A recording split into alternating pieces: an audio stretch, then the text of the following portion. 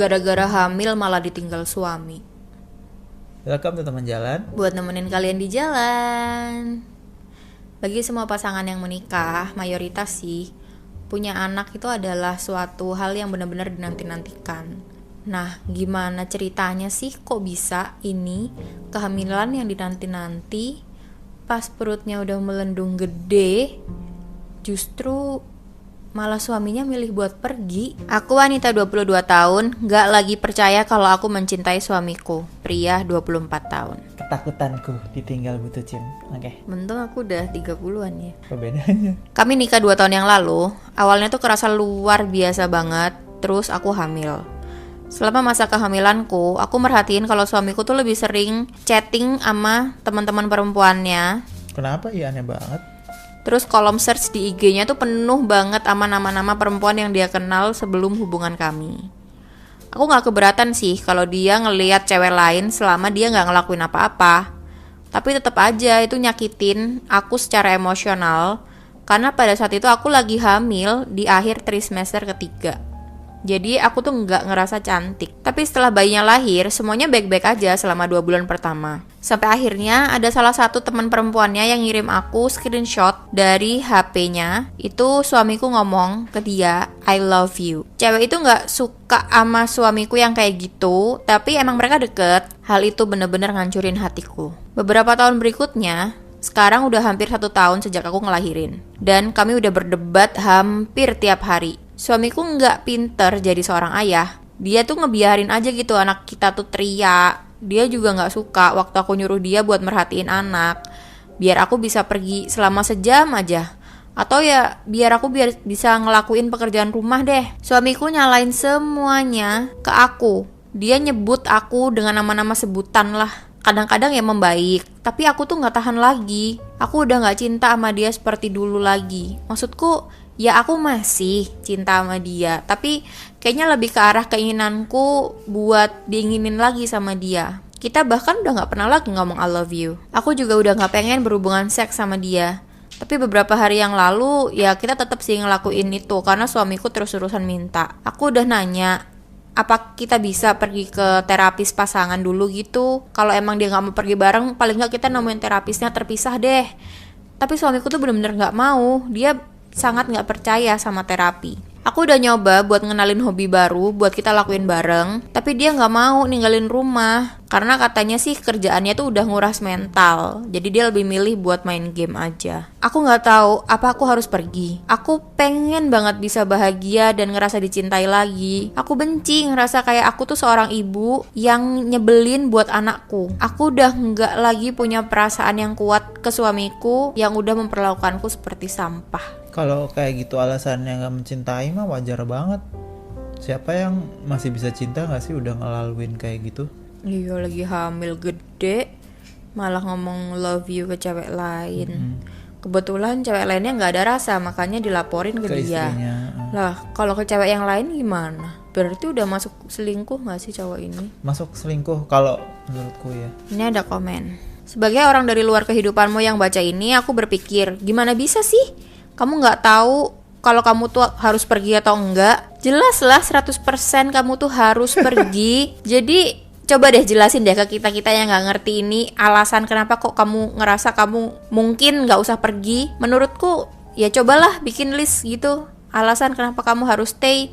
Apa untungnya buat kamu? Dia gak punya mata pencarian menurutku. Jadi emang suaminya yang ngasilin duit. Iya. Jadi ya dia ngerasa dia gak bisa kalau Nggak sendirian bisa, gitu kan. Apalagi punya anak dan dia harus jadi single mom itu juga gak gampang. Gak gampang. Single mom tersendiri aja itu gak gampang. Maksudnya single mom dari orang yang udah kerja sebelumnya. Dan single mom yang kamu itu ternyata sebelumnya pun gak kerja, kerja, itu bakal lebih malah berat lebih lagi. berat lagi ya. Udah komen lagi. Sebagai seorang anak perempuan yang udah dewasa dari orang tua yang tetap bersama selama usia pernikahan lebih dari 30 tahun, meskipun ayahku selingkuh, toksik, suka minum alkohol, obat-obatan, mental abuse, dan pada dasarnya pernikahan tanpa cintalah dan membosankan, di mana mereka itu udah gak tidur bareng. Please cerai aja. Aku yakin tetap bersama untuk anak-anak itu mungkin malah lebih buruk daripada ninggalin situasi kayak yang kamu gambarin. Aku berharap banget ibuku bisa ninggalin ayahku dan nemuin kebahagiaannya dengan orang yang pantas buat memiliki dia. Ayahku bukan orang yang nyeremin, tapi dia tuh suami yang buruk banget. Suka kontrol, manipulatif, egois, dan gak peduli buat ngelakuin hal-hal baik ke ibuku atau bikin ibuku bahagia. Ayahku bahkan gak mau ngajak ibuku keluar buat ngedate atau ya sekedar ada di rumah buat ibuku. Dan aku malah gak sengaja pernah ngeliat chat dari ayahku yang ngaku ke ibuku kalau dia tuh selingkuh sama cewek lain dari bar. Aku gak suka banget dengan fakta bahwa ibuku nggak ninggalin ayahku dan malah ngasih kami kehidupan yang buruk bersama dengan ayah pada tahun-tahun penting dari masa pertumbuhanku. Ibuku tuh orang yang paling baik di planet ini, di mataku ya. Dia tuh cantik, terus baik, suka ngasih, terus sayang sama binatang, kegiatannya banyak di luar rumah. Terus dia juga hobi nunggang kuda. Aku harap banget sih sebenarnya dia tuh punya suami yang dukung hobi-hobinya dia. Tapi ternyata dia kejebak sama ayahku yang gak peduli sama sekali dengan kehidupannya dia dan gak memperlakukan dia dengan baik dan gak menghargai ibuku juga. Masa remajaku itu penuh dengan permasalahan keluarga, yaitu ayahku mabok-mabokan, ibuku dipukulin, aku dengan mereka berantem, dan aku cuma bisa duduk di kamar sambil nangis. Hal itu bener-bener ngancurin masa mudaku. Jadi tolong aku mohon, kalau kamu gak bahagia ya udah tinggalin aja. Tetap bareng itu adalah malah sikap yang egois banget buat anak perempuanmu, karena kamu ngebiarin dia buat ngelihat hubungan toksikmu cuma gara-gara kamu takut buat pergi dan gak mau keluar dari zona nyaman. Jangan simpan anakmu di rumah yang udah hancur dan toksik karena takut sama hal yang gak kamu ketahuin. Aku janji deh sama kamu, kalau 2 orang tua tunggal yang bahagia itu jauh lebih baik daripada 2 orang tua yang tinggal bersama tapi menyedihkan.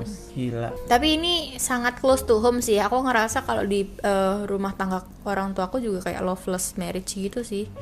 Kayak apa ya, 2 orang baik yang mereka tuh bersama tapi justru malah saling menyakiti satu sama lain, dan itu harus disaksikan oleh anak-anaknya sendiri dan keluarganya juga. Loveless marriage tuh bukannya biasa ya aslinya di Indonesia ini. Bahkan aku sering banget ketemu orang yang secara gamblang itu ngomong kayak gitu langsung terang-terangan, kayak aku tuh udah nggak cinta lagi sama istriku, yang ada tuh cuma tanggung jawab di sini misalnya, kayak gitulah. Dan itu dari umur masih 20-an ya. Padahal pernikahan kan ekspektasi sampai kamu umur 60-an, berarti mau sampai kayak 40-an tahun gitu kamu stay tanpa cinta gitu. Ini profesional banget gitu loh hubungannya. Gila, keren sih. Aku ngerasanya kayak ya gitu kan. Ya oke, kalau misalnya nggak ada kekerasan, nggak ada apa kayak gitu, ya mungkin ya nggak apa-apa, mungkin masih baik-baik aja gitu ya. Sekedar loveless doang. Iya, sekedar loveless doang. Ini udah masuk kategori sih yang cerita ini kan menyiksa abuse, ya. Iya. Udah bukan sekedar tidak itu membuat bahagia aja, tapi malah menyakiti gitu kan. Dan kalau kamu menemukan hal yang menyakiti kamu, kayak kalau misalnya kena api, responmu apa? Menjauhkan dari api gitu loh, bukan malah gak apa-apa lah kena dikit bisa kok disembuhin pakai betadine, nggak kayak gitu kan. Kan kita menghindari apa yang menyakiti kita kan harusnya. Tapi ya kembali lagi sih ke bagian apa ya, kalau boleh mengandai-andai gitu, misalnya seandainya ya dia masih belum punya anak gitu kan. Kalau misalnya dia kayak gini ngeliat suaminya selingkuh, pasti dia langsung bisa kabur kapan aja. Problemnya dia bilang sendiri kan di situ tuh kayak kejadian-kejadian ini tuh baru terjadi setelah dia hamil. Dan kayak udah terjebak kan modelnya, kayak aku sudah terjebak, udah nggak bisa kemana-mana, dikekang mungkin juga secara finansial. Ya udah dia nggak bakal bisa kemana-mana lagi, udah skakmat. Terus hubungan ini yang dikontrol oleh si cowok ini. Gitu. Banyak kejadian kayak gitu sih. Ceweknya nggak punya power, cowoknya yang berpenghasilan, jadi cowoknya bisa semena-mena. Emang kita nggak ada yang boleh ya kayak suzon gitu kan, apalagi sama pasangan sendiri. Tapi kalau ngelihat dari fakta di lapangan itu banyak banget kejadian kayak gitu, dan nggak ada salahnya kita untuk selalu bersiap nggak sih sama hal kayak gitu. Apa ya gimana ya? Aku bukannya nggak percaya sama satu income gitu ya. Cuman lebih baik kan punya double income, karena di di masa depan kita nggak bakal tahu kejadian apa yang akan terjadi gitu kan. Jadi anggap aja pasanganmu tuh emang setia gitu. Tapi tiba-tiba suatu hari dia berangkat kantor dalam kondisi ngantuk, terus dia nabrak, terus ada apa-apa kayak gitu. Terus kamu masih bisa hidup dari penghasilanmu misalnya. Kalaupun nggak punya anak kan paling nggak kayak gitu kan. Kalau misalnya yang satu kerja yang satu enggak, pada saat terjadi sesuatu itu ya udah selesai gitu. Emang income itu harus multiple kan katanya kayak gitu. Ya intinya mau ada apa-apa atau enggak sama pasangan sih sebenarnya kalau income-nya ada 2 ya lebih baik daripada income-nya cuma 1 dibagi 2 atau dibagi 3 atau dibagi 4. Terus gimana ini ngurus anaknya kayak gitu kan biasanya pertanyaannya. Iya emang resiko sih kalau kamu bukan sultan ya nggak bisa punya luxury untuk bisa ngurus anak sendiri nggak sih? Iya. Karena sebenarnya biaya untuk kayak daycare atau ART gitu-gitu tetap lebih murah kan. Kalau misalnya kamunya nilainya tinggi sih.